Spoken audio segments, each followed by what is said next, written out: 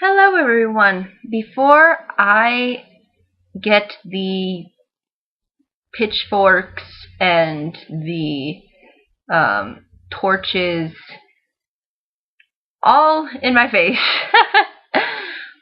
let me explain as to why I think Titanic's overrated. And I'm not saying that it is a complete flop and a complete disaster of filmmaking. Absolutely not. Far from it. But I feel that a lot of the elements within the film are really overused, have been way done before, and don't really offer a lot of new material to the table. So I'm just gonna kind of sort of summarize my reasonings behind this. And ultimately I do like Titanic as a film. I just think that it's just been way too overhyped for the ultimate product that it is. And I decided to start with the overrated category because I feel that it would mix things up a little bit. So next week will be the underrated category again. But without further ado, let me explain my reasoning as to why I think Titanic's overrated. There's a lot of cliches in this movie in particular, especially between the romance between Jack Dawson and Rose. A lot of cliches. One, that he's poor and she's rich. Never seen that conflict ever before between two lovers. She has to marry someone that she doesn't want to marry.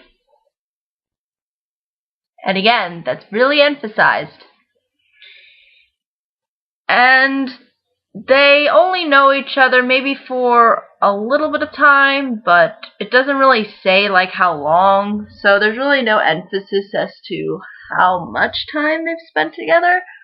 So again, I think it is way more developed than a lot of other films that have dealt with romance, but there's still these like little cliches in there. You know, and not only that, but the mom wants her to marry the guy because of money.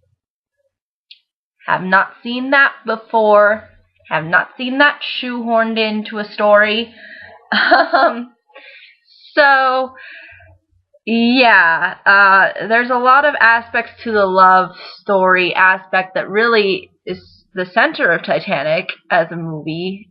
Even though there is the whole other side, which is the whole action bit, which I think is actually executed a whole lot better. And I think that's because James Cameron does action well more than romance well. So, yeah, I think that's kind of an explanation as to why it's not as strong as maybe some other films that deal with romance. So there's a really overuse and usage of these kinds of cliches in the romance, and I think that that's really overblown and that's really overdone, and everybody likes to associate with this couple somehow, and I don't really find their love that unique or that interesting compared to a lot of other films that have come out before. So again, I think just the elements are just way overused. Also, the villains. Again, we've got villains in a Titanic movie. We don't need villains in a Titanic movie. You know why? Because the Titanic sinks. The iceberg is the evil one. That should be your villain. The iceberg. You know, you don't need to have, like... Sure, you can add in some social commentary with, like, the classes, because that was really the issue in regards to Titanic, especially why a lot of people died, was because a lot of rich snobs didn't want to have a lot of lifeboats floating around on the deck. You know, they wanted it to be a very luxurious kind of experience. So therefore, there was a lack of lifeboats, and it was largely the majority of the middle or the third class passengers were the ones who unfortunately ended up passing away and dying. And the rich got to just waltz right on board and get a lifeboat. So you can really comment on these social issues, and they do seem present in Titanic, but they're presented in such a cliched way by having this kind of romance and then making your villain so one-dimensional. And the hilarious thing is this guy, the villain, who is the one that Rose has to end up marrying, is very, very, very mustache twirly evil guy. He's just very just abusive, controlling. He's just a total one-dimensional bad guy, and I really don't understand why he needs to have a role as a villain. I just think that they should have done it differently to the point where he isn't the one, that we don't, that I don't think he should have been portrayed as a villain. I think he should have been portrayed as just not the man for her. Again, because we've always had this where it happens to be that the guy that she doesn't want to marry is a complete douche. Like, can we just have it that the guy isn't a complete douche? Like, can we just have that? You don't need to make him evil. Like, you don't need to make him a jerk. Movie, you don't need to do it. You got an iceberg. That's already plenty of villain and plenty of action that's already going to be set up. And so I really just think that they really didn't need to have him as a villain. And if anything, they could have just made him someone who's just totally, like, unaware of, he's just so wound up in his luxury that he's, unaware of, like, the people that surround him who are, of a lower class or a lower standing, and then you can make him seem like a snob. But maybe actually have some reasons behind this. Like, he's not given any time to be developed or anything. He's just sort of there to be a really typical suave, rich jerk. And we've seen this so many times in other movies. We've seen this so many times. The same exact problem. And then this movie somehow gets a gigantic praise, and then these other films are just seen as mediocre. Does not make sense to me. So, the villains are really bad. Especially, not only is he sort of treated as a villain, but the mom is also treated as a villain. And Rose literally walks out on her mom, and she has a chance to get on the lifeboat with her mom, and she's like, screw you. And she has sort of justifiable reasons to do so, because everybody around her is a complete one-dimensional jerk. I mean, it's just so... She's the only character, Rose, I'll say, is the only character that has dimension. All the other characters do not have their dimensions fleshed out at all. We do get a little bit with the mom, but again, she kind of just goes back into being a complete one-dimensional meanie. So, yeah. And speaking of one-dimensional, we don't have it just with the villains. We have this also with Jack. Now, as I guess a female, I can see the huge appeal that Leonardo DiCaprio would get from this movie. I get it. Like, yeah, having him as, like, the lead man during the time, yes, that's gonna sell a lot of tickets. But when I look into the story and I see his character, he's just so nice. Like, there's nothing, it doesn't seem like he's really struggling through anything. It doesn't seem like he's like at a crossroads or anything within his life. You don't really see like the trials and tribulations he's had, because I mean, he makes it seem like that this life of like, going around and traveling constantly, he makes it seem like that's a perfect life. And that's ultimately what Rose really wants. But at the same time, there's disadvantages to that, not really belonging anywhere, not being able to sort of, have a sense of stability, because he's poor. I mean, he doesn't have any money. So they really don't highlight the dimensions with his character when they totally could have. And they had the ability to. Like, if you want to do something cliche, do it with cliche, but do it with some substance. Like, at least give me a sense of, the dimensions with Jack. And to me, there's really not a lot of dimension with his character. So I think that's really a major issue with this movie, because I feel like both the male and female lead should have problems and struggles and try to overcome those. And really, Rose has that, but Jack doesn't. So how are we supposed to relate to them as a couple, and how do we relate to their growth as a couple when both of them are not going through certain things and trying to discover themselves more? Like, that's how a lot of couples grow. I mean, I don't understand why they didn't put that in. But,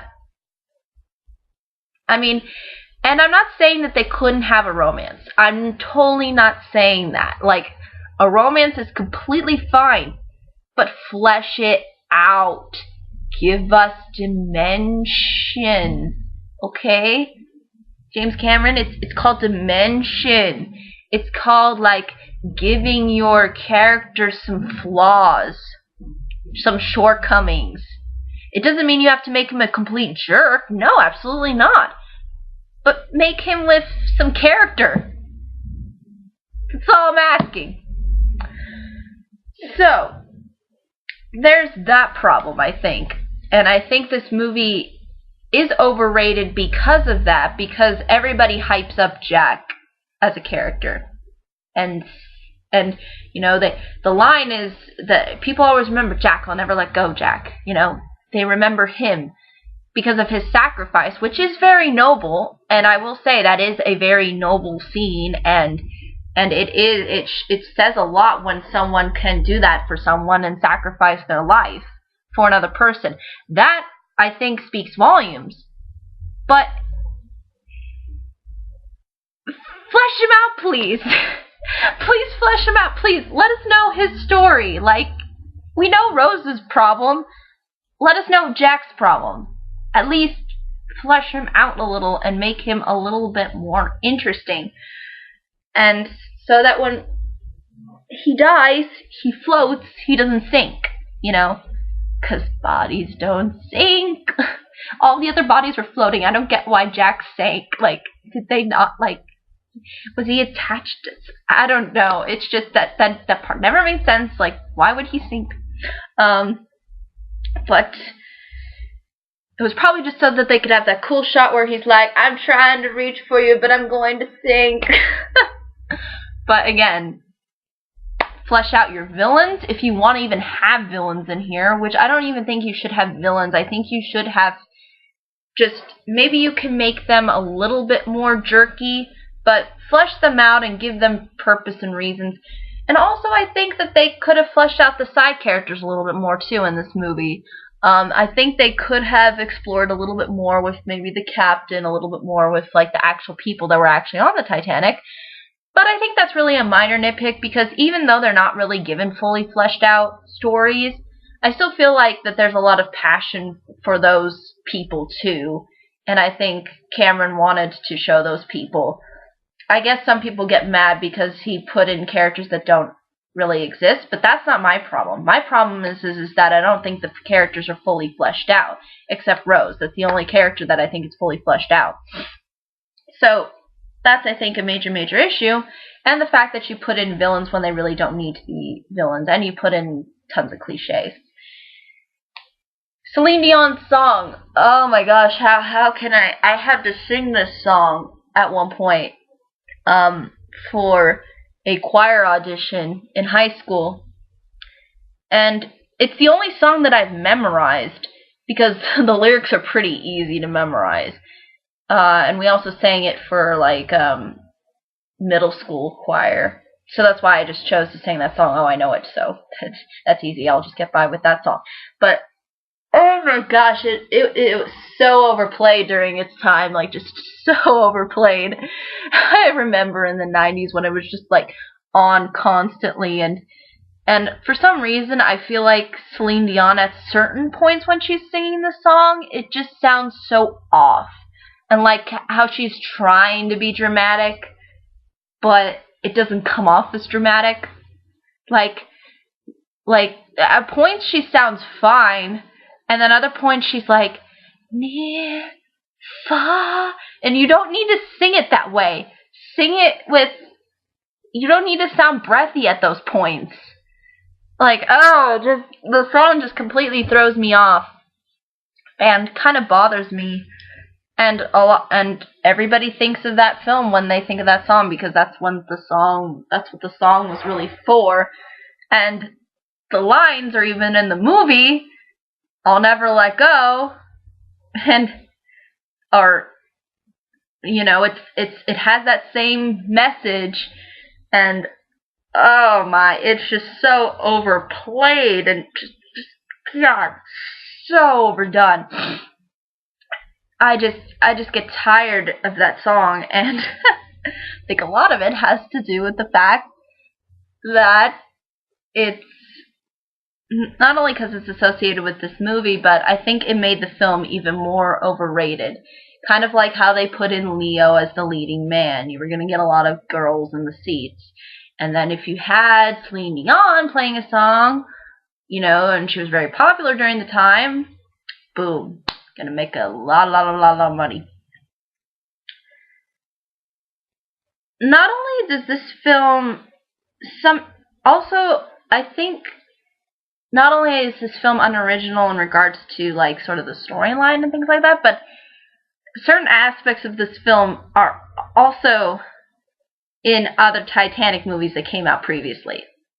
Like if you watch Mr. Plankett's review, he literally goes over like everything that is pretty much similar set up to Titanic, the actual 90s version, to other versions of Titanic that came out. And there's a lot of shots that are really similar, a lot of lines that are similar, and I can understand that aspect, having certain similarities across when you're making a film that's been done a lot of different times by different people. But man, just the scenes and just how they play out is just so similar to other films that I don't know how this film can claim originality when there's all these different shots that pretty much coincide with other films about Titanic. So, I guess that's really, though, the only thing I can really say about that is just I feel like it was trying to pull from other films, and I understand if Cameron was trying to build some inspiration behind it, but when you look at just how similar they were, you think, was he really just taking inspiration, or was he really just trying to copy so that he could get this film done faster? Like, that's all I'm just thinking about when I think about it. But I think ultimately those are the things that I think make Titanic overrated. They really, I think, come down to the fact that it has a lot of cliches. It has villains that don't really need to have villains in. It copies from other Titanic films, and also there's a lack of dimension with a lot of the characters, and a lot of disaster type movies I think suffer from that. I mean, it's not just Titanic, but for some reason Titanic gets full praise because they happen to do it with one character, but not with all the rest of the cast. So, but I think ultimately that's really all I can say about Titanic and as to why I think it's overrated. But I still enjoy the film.